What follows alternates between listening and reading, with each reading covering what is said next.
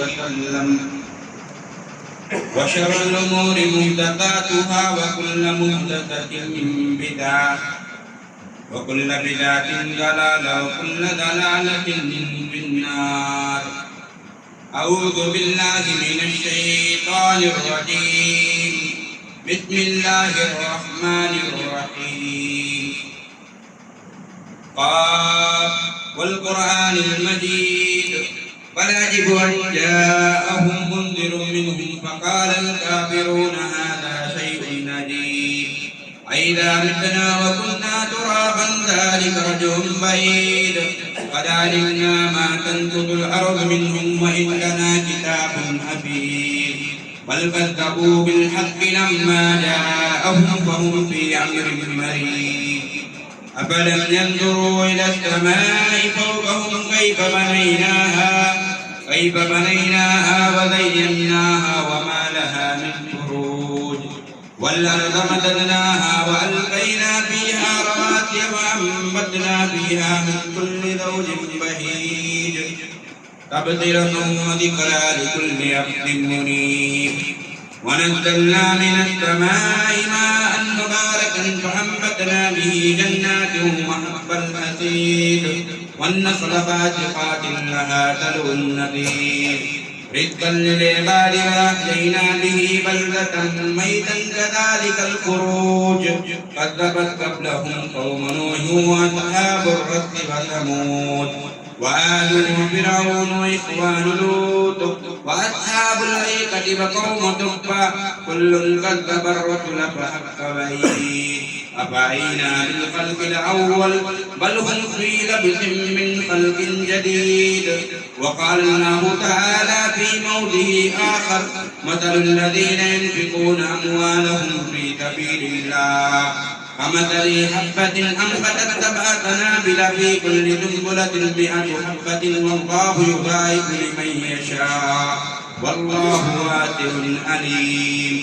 وقال النبي صلى الله عليه وسلم ما من يوم يصبح العباد فيه إلا وملكان ينزلان يقول أحدهما اللهم آتي منفقا خلفا ويقول الآخر اللهم آتي ممسكا تلفا متفق عليه. معزز و محترم سامعین کرام، حاضرین جمعہ، دینی و ملی اسلامی بھائیوں، نوجوان ساتھیوں اور قوم کے روشن مستقبل نونہالوں، پردہ نشین ماؤں اور بہنوں، تمام قسم کی تعریف حمد و ثنا اس اللہ رب العالمین کے لیے لائق خداوار ہے جو تنی تنہا اس پوری کائنات کا، پوری دنیا کا خالق، مالک، رازق اور حاکم ہے۔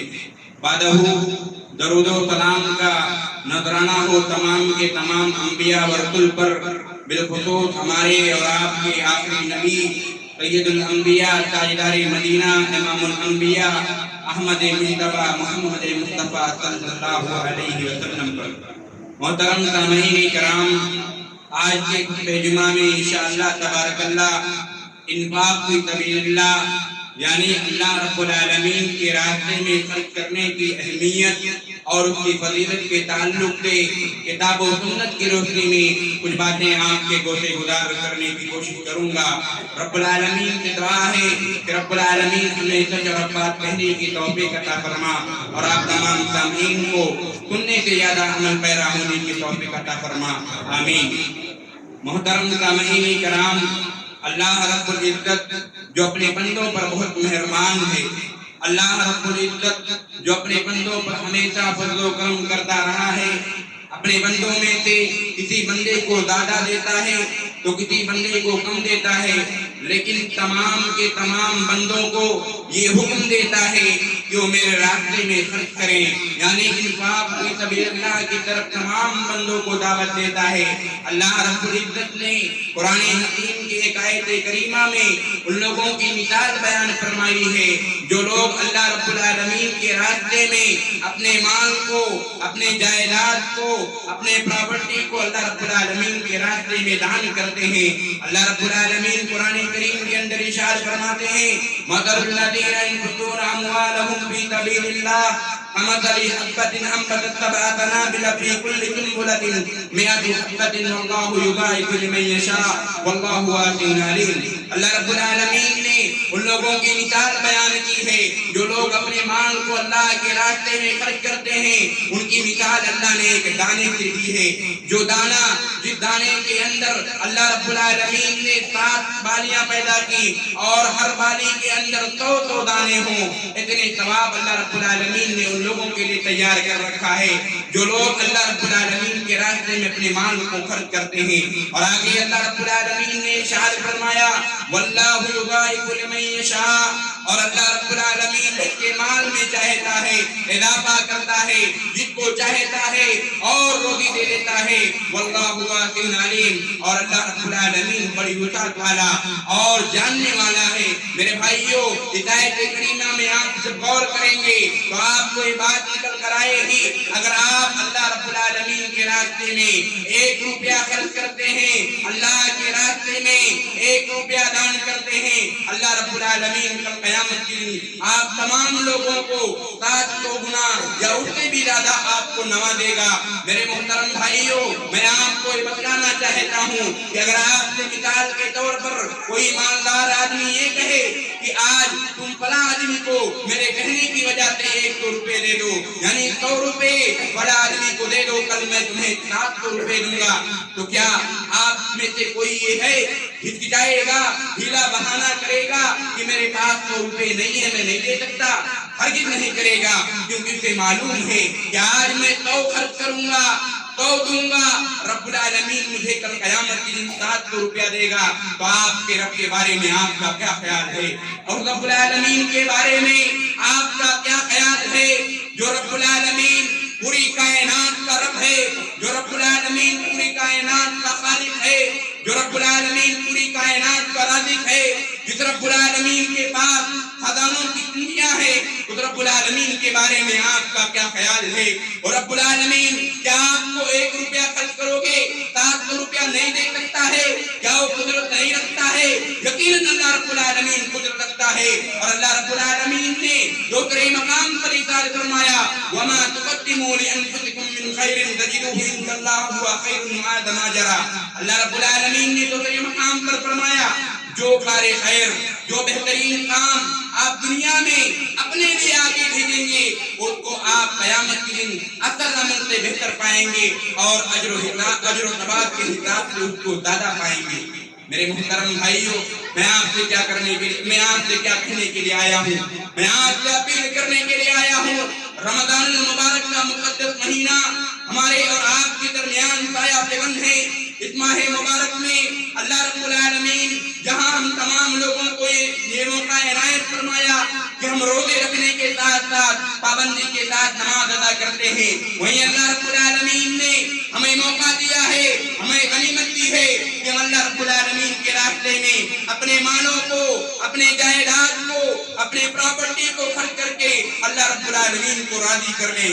میرے بھائیوں اور دوستوں، میں آپ کو بتلاؤں اللہ رب العالمین نے ایک مقام پر ان لوگوں کے بارے میں فرمایا جو لوگ دن اور رات میں اللہ رب العالمین کے راستے میں خرچ کرتے ہیں۔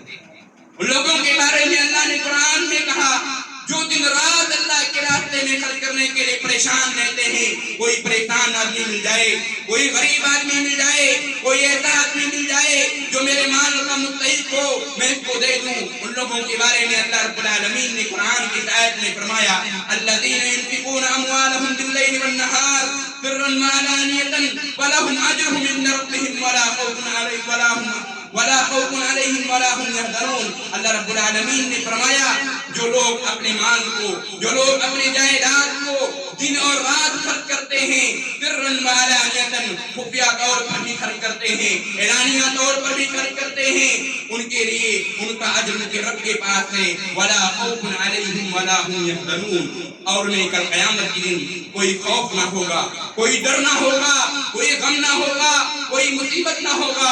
میرے بھائیو اور دوستو، اللہ رب العالمین نے قرآن کی اکثر آیتوں میں اپنے راستے میں خرچ کرنے کی ترغیب دی ہے میرے بھائیو اور دوستو، اور وہیں دوسرے مقام پر اللہ رب العالمین نے ان لوگوں کے بارے میں سخت تنبیہ دی ہے جو لوگ مالدار ہونے کے باوجود، جن کے پاس روپیہ پیسہ ہونے کے باوجود جو لوگ اپنے اللہ رب العالمین کے راستے میں خرچ نہیں کرتے ہیں، ان لوگوں کے بارے میں اللہ نے کہا اگر تم بخیلی کرو گے، اگر تم کنجوسی کرو گے، رب العالمین کہہ رہا ہے کہ میں تمہاری جگہ دوسرے لوگوں کو لے آؤں گا۔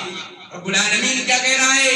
اگر تم بخیلی کرو گے، کنجوسی کرو گے، میرے راستے میں صدقات و خیرات نہیں کرو گے، میں تم کو بدل کر تمہاری جگہ دوسرے لوگوں کو لے آؤں گا۔ اسی طریقے سے میں آپ کو بتلاؤں، ہمارے آخری نبی جناب محمد عربی صلی اللہ علیہ وسلم کے بارے میں آتا ہے، نبی گرامی صلی اللہ علیہ وسلم خود بھی بہت زیادہ مال اللہ کے راستے میں دان کیا کرتے تھے، اللہ کے راستے میں خرچ کیا کرتے تھے، اور اپنے صحابہ کرام کو، اپنے ساتھیوں کو خرچ کرنے کی ترغیب دیا کرتے تھے۔ حضرت ابو ہریرہ رضی اللہ عنہ جو کثیر روات ہیں، حدیث میں جب آپ کتاب پڑھیں گے تو آپ کو معلوم ہوگا حضرت ابو ہریرہ رضی اللہ عنہ وہ صحابی رسول ہیں جو حدیث کو سب سے زیادہ روایت کرنے والے ہیں۔ سب سے زیادہ روایت جو آئی ہے اللہ کے نبی کریم صلی اللہ علیہ وسلم کی طرف سے وہ حضرت ابو ہریرہ رضی اللہ عنہ کی طرف سے آئی ہے، اور روایت کرتے ہیں کہ اللہ کے پیارے حبیب جناب محمد عربی صلی اللہ علیہ وسلم نے ارشاد فرمایا ما من يوم ينفه العباد فيه الا وملكان ينزلان يقول احدهما اللهم آت منفقا خلفا ويقول الاخر اللهم آت ممسكا تلفا، متفق علیہ، یعنی بخاری مسلم کی روایت ہے۔ میرے بھائیو، اللہ کے پیارے حضور صلی اللہ علیہ وسلم فرماتے ہیں کہ ہر دن صبح میں دو فرشتے نازل ہوتے ہیں، دو فرشتے آسمان سے آتے ہیں اور دعا کرتے ہیں۔ ان میں سے پہلا فرشتہ کہتا ہے اللہم آتی منفقا خلفا، اے میرے پروردگار، اے میرے رب، جو لوگ تیرے راستے میں خرچ کر رہے ہیں ان کے مال کو اور زیادہ کر دے، ان کے مال میں اور اضافہ کر دے۔ اور دوسرا فرشتہ کہتا ہے وَيَقُولُ الْآخِرَةُ، دوسرا فرشتہ کہتا ہے اللہم آتی ممسکا تلفا، اے میرے پروردگار، اے میرے رب، جو تیرے راستے میں خرچ نہیں کرتے ہیں، جو بخیلی کرتے ہیں، جو کنجوسی کرتے ہیں، مسجد مدرسوں کا خیال نہیں رکھتے ہیں، غریبوں مسکینوں یتیموں بیواؤں کا خیال نہیں رکھتے ہیں، الہ العالمین تو ان کے مال کو تباہ و برباد کر دے، ان کے مال کو خراب کر دے، ان کو ضائع و برباد کر دے۔ یہ پیارے نبی صلی اللہ علیہ وسلم کا فرمان ہے میرے بھائی۔ اور اسی طریقے سے دوسری روایت میں آتا ہے حضرت عمر بن خطاب، جو دوسرے حضرت عمر بن خطاب رضی اللہ عنہ روایت کرتے ہیں کہ اللہ کے پیارے حضور نے فرمایا لا حلد الا بسنتين رجل اتاه الله القرآن وهو يقوم آناء الليل وآناء النهار ورجل اتاه الله مالا وهو ينفقه آناء الليل وآناء النهار۔ دو آدمیوں کا عمل قابل رشک ہے، ان میں سے پہلا جو آدمی ہے وہ آدمی جس کو اللہ نے قرآن دیا، جس کو اللہ نے اپنی کتاب دی اور اس کو دن رات پڑھتا رہا، اور دوسرا وہ آدمی ہے جس کو اللہ نے مال دیا ہے، جس کو اللہ نے دھن دیا ہے، جس کو اللہ نے دولت دی ہے، پراپرٹی دی ہے، وہ دن رات اللہ کے راستے میں خرچ کرتا رہا۔ ان دو آدمیوں کا عمل قابل رشک ہے میرے بھائیو اور دوستو۔ حدیث قدسی کے اندر آتا ہے قال اللہ عز وجل انفقوا انفقوا علیہ، اللہ کے پیارے اللہ رب العالمین خود ارشاد فرماتے ہیں کہ انفقوا انفقوا علیہ، اے میرے بندو تم خرچ کرتے رہو، میں تم پر خرچ کرتا رہوں گا۔ میرے بھائیو اور دوستو، آپ جو کتابوں کا مطالعہ کریں گے، آپ جو شریعت کا مطالعہ کریں گے تو آپ کے سامنے بات آیا اور بیان ہو جائے گی کہ صحابہ کرام رسول اللہ صلی اللہ علیہ وسلم تمام لوگوں نے اپنی امت کے لوگوں کو یہی ترغیب دی ہے کہ اگر مال آپ کے پاس ہے، چاہے کم ہو چاہے زیادہ ہو، آپ اللہ کے راستے میں لگائیں، آپ اللہ کے لیے دان کریں۔ اور میں آپ کو بتلاؤں، آپ نیکی کو نہیں پا سکتے ہو جب راستے میں اپنا سب سے اچھا مال، سب سے محبوب مال، سب سے پیارا مال، سب سے اچھی دولت اللہ کے راستے میں نہیں لگاؤ گے، آپ نیکی کو نہیں پا سکتے۔ میرے بھائیوں اور دوستوں، میں آپ کو بتلاؤں، اللہ رب العالمین نے قرآن حکیم کے اندر ارشاد فرمایا، لن تنالوا البر حتى تنفقوا مما تحبون، لن تنالوا البر حتى تنفقوا مما تحبون وما تنفقوا من شيء فإن الله به عليم۔ اللہ رب العالمین قرآن کے اندر ارشاد فرما رہا ہے کہ اے لوگوں، تم نیکی کو نہیں پا سکتے ہو، نیکی کو نہیں چھو سکتے ہو جب تک کہ تم سب سے اپنا محبوب مال ہے، اچھا مال ہے جو آپ کے پاس، اس کو اللہ کے راستے میں خرچ نہیں کرو گے، نیکی کو نہیں پا سکتے ہو۔ وما تنفقوا من شيء فإن الله به عليم، اور جو کچھ تم اللہ کے راستے میں خرچ کرتے ہو اللہ رب العالمین بخوبی جاننے والا ہے۔ میرے بھائی اور دوستوں، میں آپ کو بتلاؤں، صحابہ کرام نے یہ آیت کریمہ جب نازل ہوئی، صحابہ کرام نے ایسے عمدہ مثالیں کی۔ حضرت ابو طلحہ رضی اللہ عنہ کے بارے میں حضرت انس بن مالک رضی اللہ عنہ روایت کرتے ہیں، کہتے ابو طلحہ رضی اللہ عنہ جو انصار مدینہ میں سب سے زیادہ مالدار تھے، سب سے زیادہ پراپرٹی ان کے پاس تھی، حضرت ابو طلحہ رضی اللہ عنہ کا سب سے پیارا مال، سب سے محبوب مال ان کا باغ تھا، ان کا باغیچہ تھا جس میں پھل اگتا تھا۔ حضرت ابو طلحہ رضی اللہ عنہ نبی گرامی صلی اللہ علیہ وسلم کے پاس آتے ہیں، کہتے ہیں اے اللہ کے پیارے حضور صلی اللہ علیہ وسلم، میرا سب سے پیارا مال یہ باغیچہ ہے جس میں آپ پانی نوش کیا کرتے ہیں، پانی پیا کرتے ہیں اور اس میں پانی اچھا نکلتا تھا۔ سب سے پیارا مال حضرت ابو طلحہ کا وہی باغ تھا۔ اللہ کے حضور کے پاس آئے، کہنے لگے اللہ اپنی کتاب میں کہہ رہا ہے لن تنالوا البر حتى تنفقوا مما تحبون، نیکی کو نہیں پا سکتے ہو جب تک کہ تم اپنا پیارا مال میرے راستے میں خرچ نہ کرو۔ تو یہ باغ جو ہے میں اللہ کے لیے صدقہ کر رہا ہوں۔ پیارے حضور صلی اللہ علیہ وسلم نے کہا بخل ذالک مال رابح، ذالک مال رابح۔ حضرت ابو طلحہ رضی اللہ عنہ نے کہا کہ اے ابو طلحہ، بہت خوب بہت خوب، یہ نفع بخش مال ہے، یہ نفع بخش مال ہے۔ اور پیارے نبی صلی اللہ علیہ وسلم نے حکم دیا اسے لے جاؤ اپنے قرابت داروں میں، اپنے رشتہ داروں میں، اپنے قریبی لوگوں میں اس باغ کو تقسیم کر دو۔ جو رشتہ دار غریب ہیں، جو رشتہ دار اس کے مستحق ہیں، ان میں تقسیم کر دو۔ میرے بھائیو، یہ ہمارے صحابہ کرام کا طریقہ تھا، خرچ کرنے میں بہت آگے تھے، اللہ کے راستے میں دینے میں بہت آگے تھے۔ لیکن آج ہمارا اور آپ کا کیا حال ہے؟ ہم جس نبی کے امتی ہیں اس نبی کے بارے میں آپ سنیں کہ وہ نبی کتنا خرچ کرنے والا تھا، اللہ کے راستے میں دان کرنے والا تھا۔ ہمارا اور آپ کا کیا طریقہ ہے؟ ہم اللہ کے راستے میں خرچ کرنا گوارا نہیں کرتے۔ میرے بھائیوں، رمضان المبارک کا مہینہ چل رہا ہے، آپ اللہ کے گھر میں بیٹھے ہیں، آپ وعدہ کریں اللہ نے جتنا ہمیں دیا ہے، چاہے کم دیا ہے چاہے زیادہ دیا ہے، ہم اللہ کا شکر ادا کریں گے اور اس کے راستے میں خرچ کرتے رہیں گے۔ اور اسی طریقے سے میں آپ کو بتلاؤں، صدقہ خیرات کرنے کا، زکوٰۃ نکالنے کے بہت سارے فوائد ہیں، ان میں سے میں آپ کے سامنے چند فائدے کا ذکر کرنا مناسب سمجھتا ہوں۔ صدقہ کرنے سے آپ کے گناہ معاف ہو جاتے ہیں۔ اگر آپ اللہ کے راستے میں صدقہ کرو گے، آپ کے جو گناہ ہو جاتے ہیں جانے انجانے میں، اللہ رب العالمین معاف کر دے گا، آپ کو درگزر کر دے گا۔ اسی طریقے سے دوسرا فائدہ یہ ہے، صدقہ کرنے سے آپ کا جو باقی ماندہ مال بچا ہے وہ پاک ہو جاتا ہے۔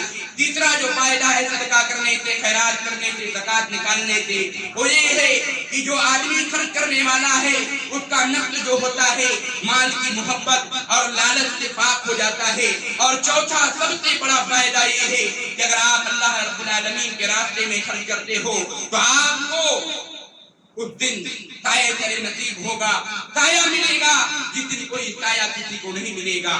یعنی میدان حشر میں آپ کو اللہ رب العالمین سایہ نصیب فرمائے گا۔ میں آپ کو بتلاؤں میدان حشر کا معاملہ کیا ہوگا۔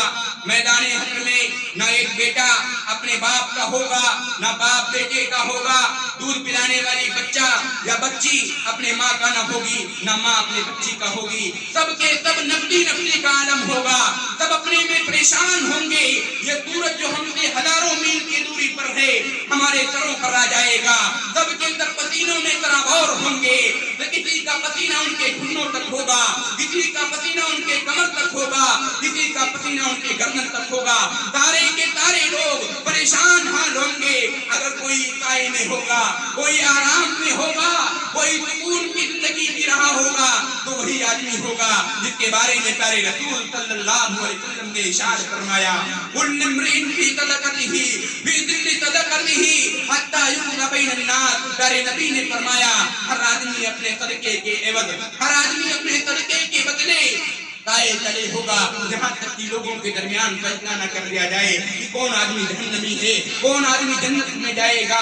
جب تک فیصلہ نہیں کیا جائے گا، صدقہ کرنے والا آدمی کو اللہ سایہ دے گا، اللہ چھاں دے گا، وہ آدمی کبھی پریشان نہیں ہوگا۔ میرے بھائیو اور دوستو، ایک پیاری حدیث ہے، اللہ کے پیارے حضور صلی اللہ علیہ وسلم فرماتے ہیں، بہت ہی مشہور حدیث ہے، سبعۃ یظلھم اللہ فی ظلہ، سبعۃ یظلھم اللہ فی ظلہ یوم لا ظل الا ظلہ، رجل تصدقوا بصدقۃ فاخفاها حتى لا تعلم شماله ما تنفق يمينه۔ اللہ کے پیارے حضور صلی اللہ علیہ وسلم فرماتے ہیں، 7 لوگ ایسے ہیں دنیا کے اندر جن کو میدان حشر کے دن، جس دن کوئی کسی کا نہ ہوگا، ان کو سایہ ملے گا۔ ان میں سے ایک آدمی وہ ہوگا جو اللہ کے راہ میں خرچ کرتا رہا ہوگا، اور اس طریقے سے خرچ کرتا ہوگا کہ اگر دائیں ہاتھ سے خرچ کیا ہوگا بائیں کو معلوم نہ ہوگا، کہ دائیں نے کیا خرچ کیا ہے بائیں کو پتہ نہ چلے گا۔ میرے بھائیوں، کہنے کا مطلب یہ ہے کہ آپ صدقہ کریں، خیرات کریں تو ایسا کریں کسی کو پتہ نہ چلے، خفیہ طور پر کریں۔ اور بہت سارے لوگ ہوتے ہیں سماج اور معاشرے کے اندر دان کرتے ہیں، مسجد مدرسوں میں تعاون کرتے ہیں، لیکن ان کے اندر ریا پائی جاتی ہے۔ اور میں آپ کو بتلا دوں، اگر آپ کے کسی بھی اعمال میں، کسی بھی نیکی میں دکھلاوا پایا گیا، ریاکاری پائی گئی، آپ کے سارے عمل برباد ہو جائیں گے، سارے کی ساری نیکیاں تباہ و برباد ہو جائیں گی، کوئی فائدہ نہیں ملے گا۔ اس لیے آؤ، عبادت کرو، یہ عہد کرو کہ انشاءاللہ العزیز اللہ نے ہمیں جو نوازا ہے، ہم اللہ کے راستے میں دان کریں گے، اللہ کے راستے میں خرچ کرتے رہیں گے۔ میں آپ کو بتلاؤں میرے بھائیوں اور دوستوں، ہمارے صحابہ کرام نے کون کون سی قربانیاں دی ہیں، کون کون سی قربانیاں دی ہیں۔ میں آپ کے سامنے دوسرے خلیفہ حضرت عمر بن خطاب رضی اللہ عنہ کا نام لیتا ہوں۔ حضرت عمر بن خطاب رضی اللہ عنہ جن سے شیطان ڈرتا تھا، گلی میں چلتے تھے، شیطان جان جاتا کہ عمر بن خطاب آ رہے ہیں، شیطان بھاگ جاتا تھا۔ عمر بن خطاب رضی اللہ عنہ کی سخاوت دیکھیے، ابو بکر کی سخاوت دیکھیے، عثمان بن عفان رضی اللہ عنہ کی سخاوت دیکھیے، فیاضی دیکھیے۔ حضرت عمر بن خطاب رضی اللہ عنہ کے بارے میں آتا ہے، فرماتے ہیں کہ نبی گرامی صلی اللہ علیہ وسلم نے مجھے حکم دیا کہ اے عمر بن خطاب رضی اللہ عنہ، آپ اللہ کے راستے میں خرچ کریے۔ اور اتفاق سے میرے پاس مال تھا۔ عمر بن خطاب کہتے ہیں اتفاق سے میرے پاس دھن دولت تھا، میں نے سوچا آج موقع ہے، لاؤ بازی مار دیں، آج موقع ہے، لاؤ آگے بڑھ جائیں، لاؤ سبقت کر لیں، ابو بکر سے آگے بڑھ جائیں۔ ابو بکر صدیق جو پہلے خلیفہ ہیں، ان سے ابو عمر بن خطاب سوچ رہے ہیں کہ آگے بڑھ جاؤں گا۔ وہ گئے اپنے گھر کے تمام مال کو، تمام کے تمام دولت کو اکٹھا کیے۔ اکٹھا کرنے کے بعد 2 حصوں میں اس کو بانٹ دیے، ایک حصہ نبی کے پاس لائے، ایک حصہ گھر میں چھوڑائے۔ اللہ کے حضور صلی اللہ علیہ وسلم کے پاس آتے ہیں، عمر بن خطاب رضی اللہ عنہ آتے ہیں، اللہ کے پیارے نبی صلی اللہ علیہ وسلم سوال کرتے ہیں، اے عمر بن خطاب رضی اللہ عنہ، آپ اپنے گھر میں کیا چھوڑ کر آئے ہیں؟ عمر بن خطاب رضی اللہ عنہ کہنے لگتے ہیں، اے اللہ کے پیارے حضور، میں جتنا مال آپ کے پاس لایا ہوں اتنا ہی مال اپنے گھر کو چھوڑ آیا ہوں اپنے بال بچوں کے لیے۔ عمر بن خطاب رضی اللہ عنہ کہتے ہیں، میں جتنا مال لایا ہوں اتنا اپنے گھر چھوڑ کر آیا ہوں۔ کے درمیان حضرت ابو بکر صدیق رضی اللہ عنہ آتے ہیں اور نبی کریم صلی اللہ علیہ وسلم کے سامنے اپنے مال کو پیش کرتے ہیں۔ حضرت ابو بکر صدیق رضی اللہ عنہ سے پیارے رسول نے سوال کیا، ابو بکر صدیق آپ کیا اپنے گھر میں چھوڑ کر آئے ہیں؟ حضرت ابو بکر صدیق رضی اللہ عنہ فرماتے ہیں کہ میں اپنے گھر اللہ کو، اس کے رسول کو چھوڑ کر آیا ہوں، سارے کے سارے مال کو آپ کی خدمت میں حاضر کر رہا ہوں، اپنے گھر سے اللہ کو، اس کے رسول کا نام چھوڑ کر آیا ہوں۔ عمر بن خطاب رضی اللہ عنہ افسوس میں پڑ گئے، کہنے لگے کہ میں اب ابو بکر سے ہمت ہار گئی کہ میں اب ابو بکر سے سبقت نہیں پڑھاؤں گا۔ یہ تھا ہمارے صحابہ کرام کا جذبہ، نیکی کرنے میں بہت ماہر تھے، بہت جذبہ رکھتے تھے، حوصلہ رکھتے تھے، کہ میں آگے ہو جاؤں، میں زیادہ اللہ کے راہ میں خرچ کر لوں، لیکن ہمارا اور آپ کا کیا معاملہ ہے؟ ہمیں اپنے نفس کا محاسبہ کرنا چاہیے۔ آج میں آپ کو بتلاؤں مسلمانوں کا حال تو یہ ہے کہ مسلمان اللہ کے راستے میں دان کرنا گوارا نہیں کرتے، یہاں تک کہ اللہ رب العالمین نے زکوٰۃ کو فرض رکھا ہے مسلمانوں پر۔ زکوٰۃ کے بارے میں آپ کو بتلاؤں، انفاق فی سبیل اللہ کا مطلب یہ ہوتا ہے کہ اللہ کے راستے میں خرچ کرنا۔ اب اللہ کے راستے میں آپ دو طریقے سے خرچ کر سکتے ہیں، ایک زکوٰۃ کے طریقے سے اور ایک صدقہ کے طریقے سے۔ زکوٰۃ جو ہے آپ کو دینا ہی دینا ہے، یا آپ پر ضروری ہے، آپ پر واجب ہے، اگر نہیں دو گے گناہگار ہوگے۔ اور صدقہ جو ہے وہ مستحب ہے، اگر دو گے ثواب ملے گا، نہیں دو گے آپ کو گناہ نہیں ملے گا۔ لیکن آج مسلمان زکوٰۃ میں اپنے آپ کو پیچھے رکھ رہے ہیں۔ میں آپ کو بتلاؤں آج اسی ہندوستان میں مسلمانوں کی تعداد کتنی ہے؟ مسلمانوں کی تعداد 22 کروڑ سے بھی زیادہ ہے۔ میرے بھائی اور دوستو، آج اسی ہندوستان کے اندر بہت سارے آپ کو ایسے بھکاری ملیں گے جو مسلمان ہوں گے، بہت سارے مسلمان ابھی بھی غریب ہیں، ابھی بھی فقیر ہیں، فٹ پاتھوں پر، اور بہت ساری بچیاں، بہت ساری مائیں نقاب کو پہن کر جاتی ہیں دوسروں کے دروازے پر بھیک مانگنے کے لیے۔ یہ مسلمانوں کا حال ہے۔ اگر مسلمان اپنے زکوٰۃ کو نکالتے جو اللہ رب العالمین نے ان پر فرض رکھا ہے، کوئی بھی مسلمان ہندوستان میں غریب نہیں پاؤ گے۔ مسلمانوں کی کاہلی ہے، اللہ رب العالمین اس کا بہت برا عذاب دے گا، اور عذاب اللہ رب العالمین ہمیں دے رہا ہے۔ آج مسلمان پریشان ہیں، پریشانیوں کا رونا روتے ہیں، کہتے ہیں ہمارے یہاں برکتیں کیوں نہیں ہوتی؟ ارے گھروں میں کہاں سے برکتیں ہوں، کہاں سے آپ کے پاس ترقی ہو جب آپ زکوٰۃ کو نہیں نکالتے ہو؟ اے میرے مسلمان بھائیوں، میں آپ سے اپیل کرنے آیا ہوں، رمضان المبارک کا مبارک ماہ چل رہا ہے، آپ زکوٰۃ کی ادائیگی کرتے رہیے۔ جس طریقے سے آپ نماز پڑھتے ہیں، روزہ رکھتے ہیں، یہ ضروری ہے، اسی طریقے سے آپ اپنے مال کو، اپنے پراپرٹی کو، اپنے جائیداد کو پاک کرنے کے لیے اللہ کے راستے میں زکوٰۃ نکالا کیجیے۔ میرے بھائیوں اور دوستو، میں آپ کو بتلاؤں زکوٰۃ کا نصاب کیا ہے۔ زکوٰۃ کا نصاب کے بارے میں آپ کو بتلاؤں کہ بہت سارے لوگ اس میں الجھے ہوئے ہوتے ہیں کہ زکوٰۃ کن کن چیزوں میں نکالی جاتی ہے۔ زکوٰۃ میں سب سے پہلے بتاتا ہوں، زکوٰۃ سونا اور چاندی زیورات میں نکالی جاتی ہے۔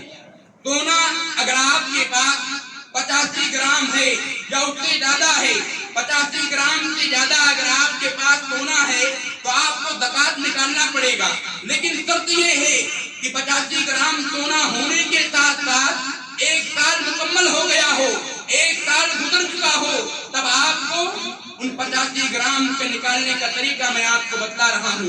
85 گرام اگر آپ کے پاس سونا ہے، اور چاندی کا مسئلہ یہ ہے کہ 595 گرام اگر آپ کے پاس چاندی ہے تو زکوٰۃ ہے، 595 سے نیچے اگر آپ کے پاس چاندی ہے زکوٰۃ نہیں ہے، اس سے اوپر رہے گا تو آپ کو زکوٰۃ دینا ہی دینا ہے۔ اب مسئلہ یہ کھڑا ہوا کہ زکوٰۃ کتنا دینا ہے۔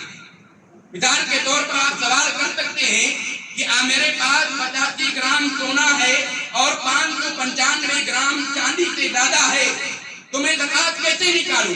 زکوٰۃ نکالنے کا طریقہ یہ ہے کہ زیورات میں زکوٰۃ اس طریقے سے نکالو کہ آپ سونے کو اور چاندی کو پہلے وزن کرو، وزن کرنے کے بعد مارکیٹ کا جو بھاؤ ہے، مارکیٹ میں جو قیمت ہے سونے چاندی کی، ان قیمت کو آپ پوچھو یا پتا کرو، پتا کرنے کے بعد آپ ان میں سے 2.5% یا 40واں حصہ آپ اللہ کے راہ میں دان کرو، زکوٰۃ نکالو۔ یہ سونے اور چاندی کا نصاب ہے میرے بھائیوں، لیکن شرط یہ ہے کہ 1 سال گزر چکا ہو، اور اگر آپ کے پاس زیورات ہے یا اور دیگر ڈھیلے وغیرہ ہیں سونے کے چاندی کے، تو ان سب میں زکوٰۃ ہے، مطلب جو کہ سونا اور چاندی اور ہار اور زیورات میں ہی زکوٰۃ ہے۔ سونا ہو کسی بھی طریقے سے ہو، چاہے زیورات کے شکل میں ہو، چاہے ڈھیلے کے شکل میں ہو، چاہے جس طریقے میں ہو، اگر سونا چاندی ہے آپ کو زکوٰۃ دینا پڑے گا 1 سال گزر جانے کے بعد۔ اسی طریقے سے روپے پیسے میں زکوٰۃ کا کیا طریقہ ہے؟ روپے پیسے میں، کرنسی میں، دینار میں، ڈالر میں یا ریال میں زکوٰۃ دینے کا نصاب کب ہے؟ جب 1 سال پورا ہو جائے۔ اس کا بھی طریقہ وہی ہے کہ آپ سونے اور چاندی کے طریقے سے یہ بھی ہے کہ آپ پیسے اور چاندی کو ایک ہی طرح مانیے، यानी 85 ग्राम सोने का जो भाव है मार्केट में या जो कीमत है, अगर उतना पैसा आपके पास है और उनमें आप कर्जा नहीं है, आप कर्जदार नहीं है, एक साल गुजर गया तो आपको उसी हिसाब से सोने के हिसाब से 2.5% या 40वां हिस्सा आपको ज़कात देना पड़ेगा। इसी तरीके से आया मसला किसानों का कि गन्ने में और जो पैदा होने वाले जमीन से गेहूं, चावल, जौ, चना या खजूर वगैरह जो भी मसला है, इनमें ये मसला है कि आपने अगर मेहनत की है, आपने खुद से पानी चलाया, खुद से मेहनत की, जद्दोजहद की, जमीन आसमान से पानी नहीं आया या कहीं से अल्लाह रब्बुल आलमीन ने पानी नहीं बरसाया, तो उसमें मसला ये है, अल्लाह के प्यारे नबी ने फरमाया फीमा तुसिदत मिनस समाई वल उयूना अला तरा, अल्लाह के नबी ने फरमाया अगर आपने पानी चलाया है, मेहनत की है, तो उसमें 20वां हिस्सा है। अगर अल्लाह रब्बुल आलमीन ने पानी नाज़िल की है और कई तरीके से अल्लाह रब्बुल आलमीन ने रहमत दिया है, आपने ज्यादा मेहनतें नहीं की हैं, तो उसमें 10वां हिस्सा है। यानी 100 किलो अगर पैदा हुआ तो आप उसमें 10 किलो निकालिए, और 20वां हिस्सा का मतलब ये नहीं कि 20 किलो बल्कि 5 किलो निकालिए। ये है तरीका निकालने का ज़कात।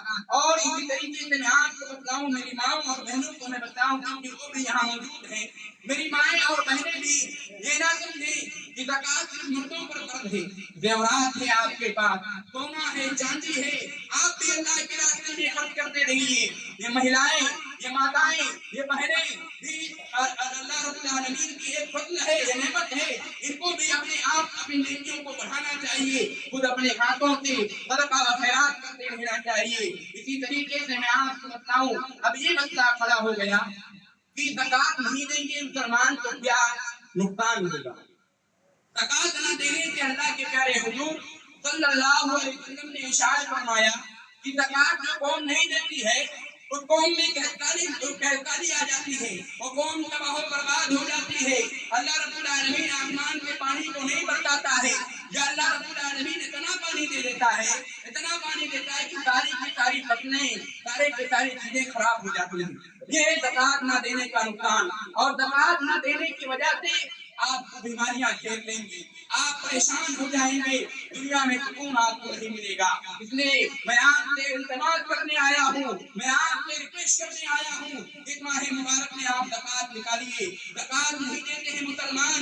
मैं आपको बताऊं, एक अहले हदीस आलिम है, उन्होंने स्पीच में कहा था कि अगर मुसलमान 20-22 करोड़ हैं, अगर 1 करोड़ मुसलमान ज़कात को निकाल देता है, कोई मुसलमान गरीब नहीं होगा, कोई मुसलमान फकीर नहीं होगा, कोई मुसलमान दूसरे के सामने अपने हाथों को नहीं फैलाएगा।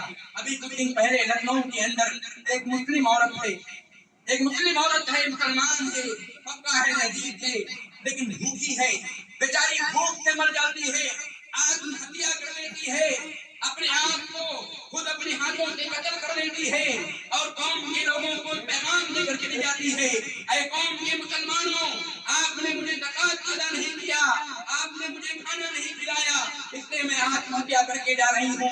ये अल्लाह रब्बुल आलमीन उन मालदारों से सवाल करेगा जो अपने ईमान को बटोरे रखे हुए हैं, अल्लाह के राह में दान नहीं करना गवारा करते, उन लोगों को सब अज़ाब देगा। मेरे भाइयों, आखिरी बात देकर अपनी बातों को खत्म कर रहा हूँ, मुझसे ज्यादा हो रहा है।